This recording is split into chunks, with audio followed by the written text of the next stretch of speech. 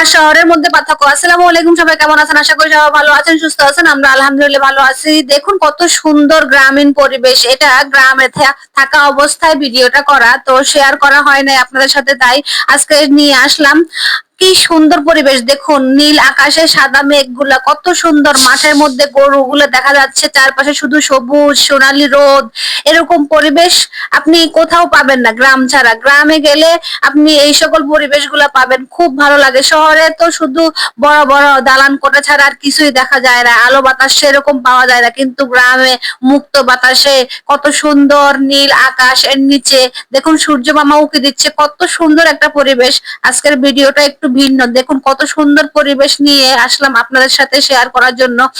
চারপাশে শুধু সবুজ আর সবুজ, নীল আকাশে সাদা মেঘগুলা উঁকি দিচ্ছে, এত সুন্দর একটা দৃশ্য।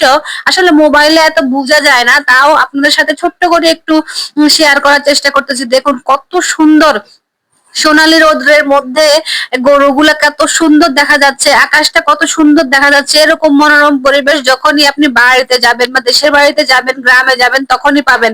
এছাড়া আর কোথাও পাবেন না। শহরে তো আমরা হয়তো কর্মক্ষেত্রে, হয়তো কোনো ব্যস্ততার কারণে চাকরির ক্ষেত্রে থাকি, কিন্তু দেখুন গ্রামে গেলে গ্রামীণ পরিবেশে থাকা মজাটাই আলাদা। গ্রামীণ পরিবেশে অনেক কিছু পাওয়া যায়। তো সবাই ভালো থাকবেন, আল্লাহ হাফেজ।